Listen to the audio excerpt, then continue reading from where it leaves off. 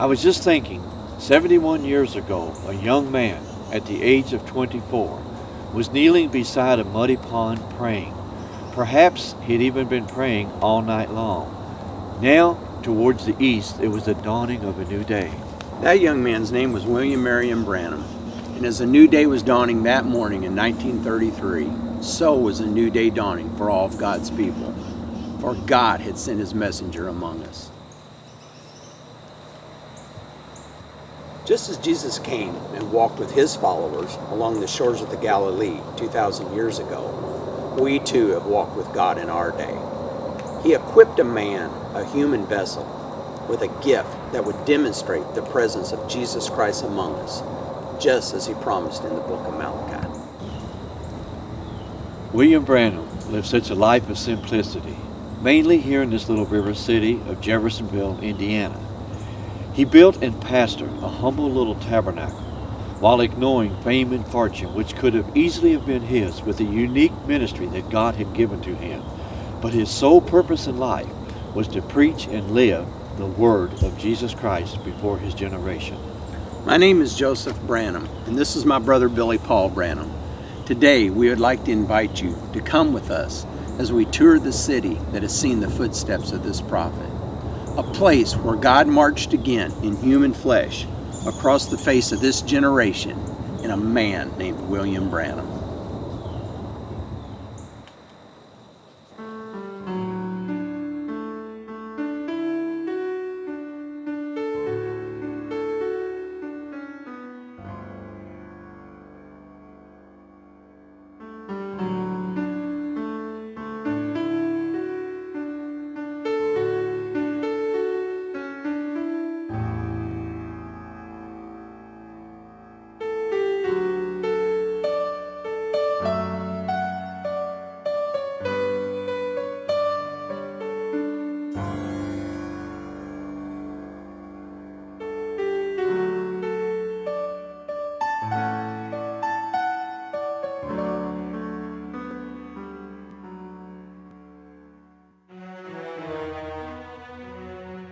My father was born in the hills of southern Kentucky, just about 12 miles from the Tennessee state line. When he was only 3 years old, one day as he was playing outside with his brother, he heard a voice speak to him saying, "You will live near a city called New Albany."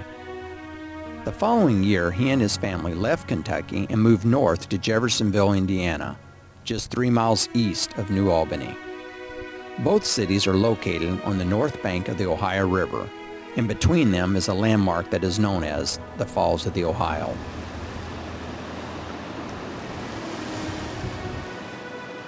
In very ancient times, the shallow rapids of the falls was a crossing spot for migrating herds as they journeyed to the salt licks in Kentucky. But when our nation was young, the falls posed a serious navigational barrier for the explorers and settlers who wanted to follow the Ohio River westward, and eventually this place became a natural stopping point for travelers. Today, Jeffersonville, which is located on a peninsula of land that juts into the path of the river just above the falls, has once again become a stopping point for travelers from around the world. They come to do what we are going to be doing today, visiting some of the places in and around this river community that has seen the footsteps of God's prophet.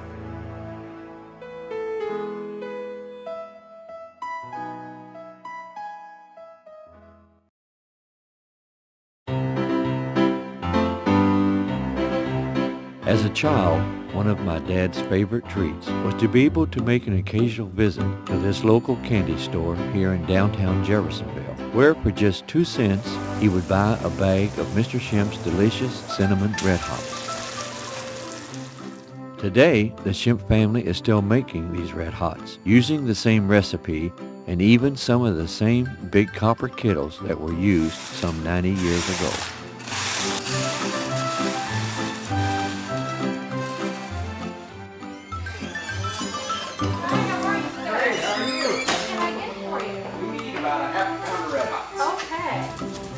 Is there anything else I can get for you? Believers from all over the world visit this little candy shop that Dad spoke of with such fondness And like us, they can't resist taking home a package of these Red Hots that have now become world famous.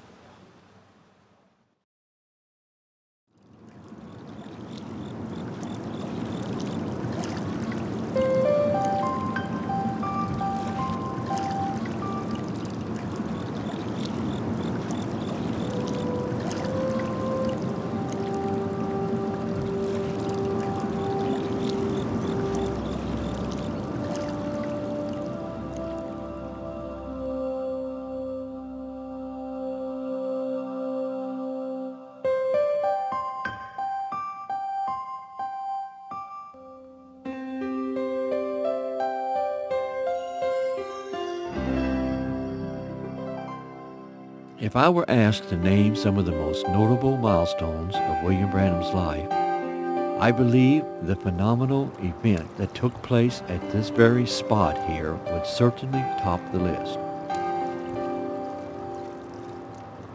It was on the 11th of June in 1933, and Dad was conducting a baptismal service here in the Ohio River at the end of Spring Street. He had just preached a 2-week revival, and the people being baptized were the converts from those services, including Dad's 73-year-old grandfather, Francis Marion Harvey. My mother, Sister Hope, was snapping photos with her brand new Kodak Brownie camera.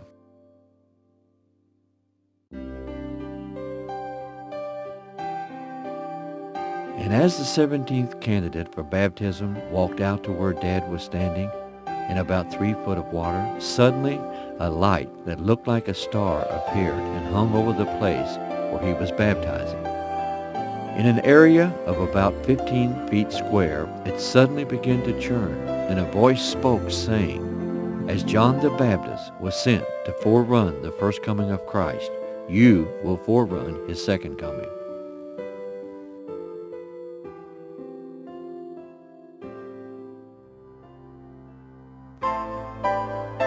In December of 1936, my mother, Sister Hope, fainted as she stood waiting for a bus that would take her to town to shop for Christmas presents.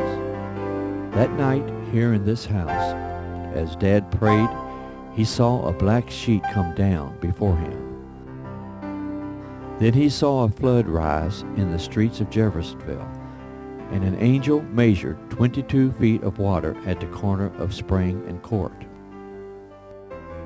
6 weeks later, what became known as the superflood of 1937 covered the entire Ohio Valley. The water was above flood stage in Jeffersonville for some 23 days. And just as the vision had shown, at the corner of Spring and Court Avenue, it measured 22 feet deep.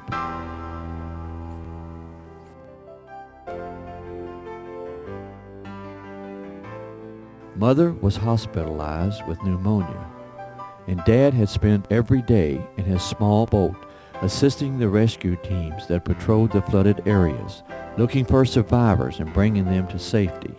During one particular terrifying rescue, his motor on his boat failed, and quickly he was caught in dangerous currents that rushed him towards the Ohio Falls. Calling out to God for mercy, he thought about the opportunity that he had had to evangelize and that he had rejected. He then cried out, "Lord, if you'll forgive me, I'll do anything that you want me to do." When he tried again to start the motor, this time it started immediately, and he was able to make his way safely to the shore.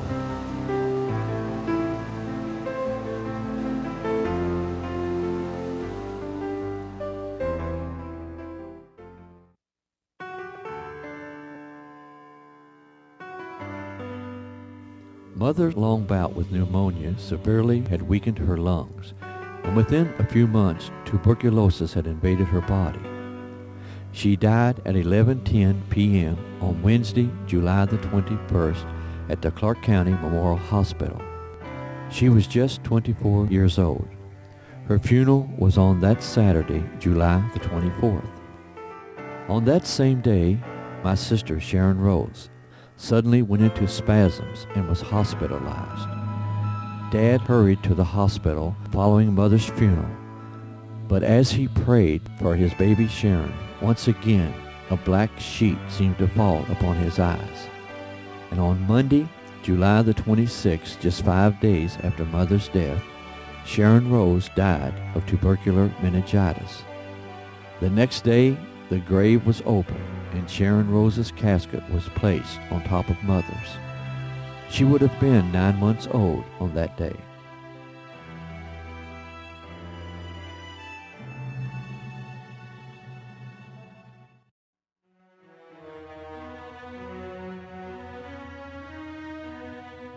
On October 23, 1941, William Branham and Meta Marie Broy were married. Their home was across the street from the Branham Tabernacle. Nearly every person in the congregation was poor and barely able to make ends meet, so Daddy continued to work for the Public Service Company of Indiana to support the family. Often he would walk 30 miles a day as he patrolled the lines looking for broken insulators. One afternoon in the spring of 1946, a whirlwind tossed Daddy against the side of this house. He told Mother that he must know once and for all what these strange occurrences were all about, and that he was going to the wilderness. As he headed for Green's Mill, where he often went to pray, he told her, "I will not come home until I hear from God."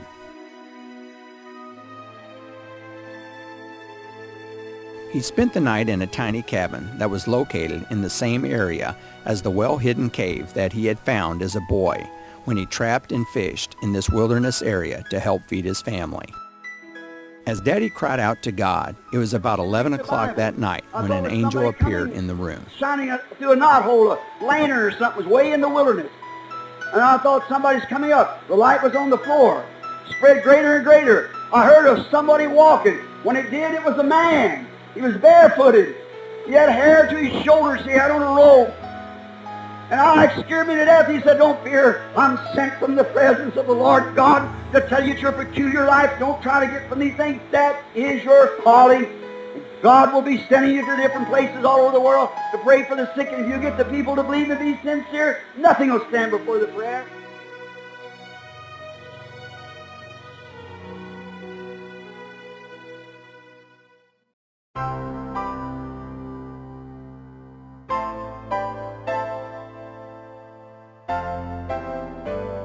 Thousands of people made their way to this house on Ewing Lane, seeking prayer and a chance to draw on the gift that God had given his servant.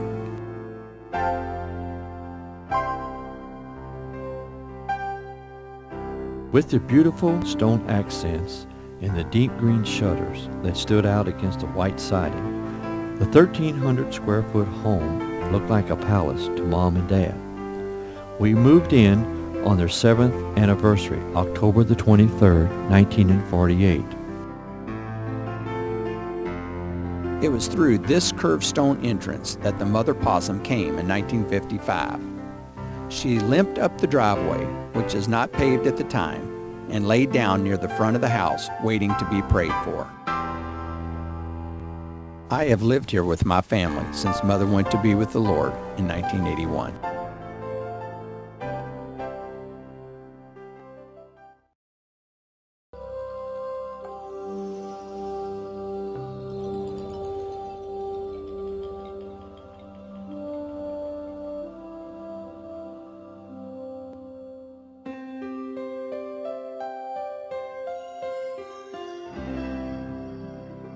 In September of 1933, a lot was purchased here at the corner of 8th and Penn Street, where the road made a jog to go around a shallow pond.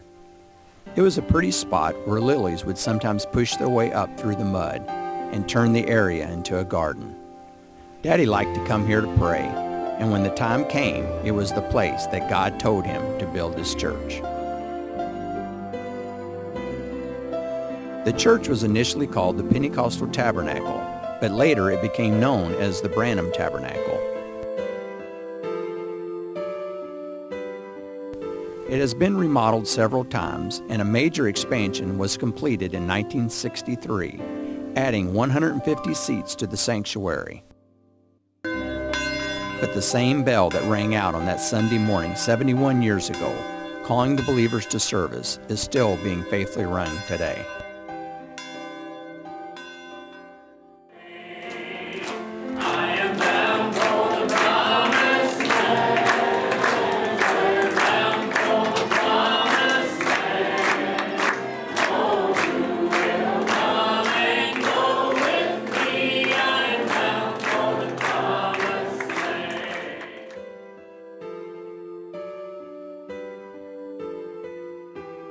On August 29, 1965, Daddy preached in the Tabernacle for the last time. His message was titled Satan's Eden. Just before the closing song and prayer, he spoke these words. That's all I know to tell you, that this Bible I believe with all my heart, if I know my heart to be the perfect, unadulterated Word of God. By this I live, by this I stand. And if I had 10,000 lives, I'd like to give every bit of it for this Word. For it's the Word of Jesus Christ. And I don't care how much they can try to disprove it, how much science tries to say it isn't trustworthy and so forth. To me, it's the only thing in the world I can trust. Amen. Is this Word. He is mine. I love Him. Don't you?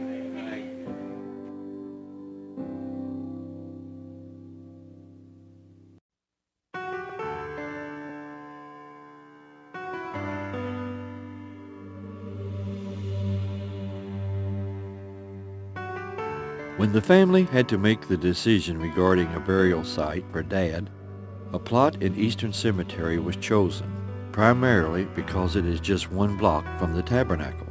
The headstone was designed by Mom and Brother Borders, and it is inscribed with verses from the Scriptures and subjects relating to William Branham's teachings and the placing of his ministry.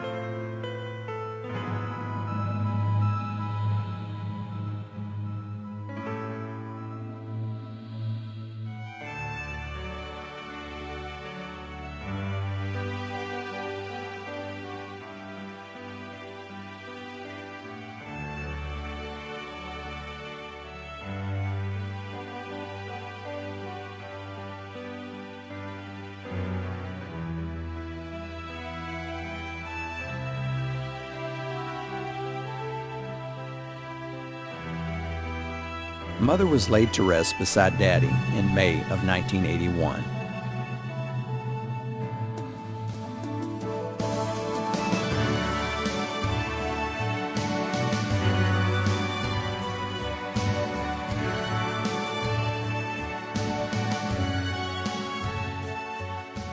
We'd like to thank you for joining us today for a brief look at a few of the places the hundreds of thousands of believers from around the world have become familiar with as they listen to the voice of God's prophet, William Branham.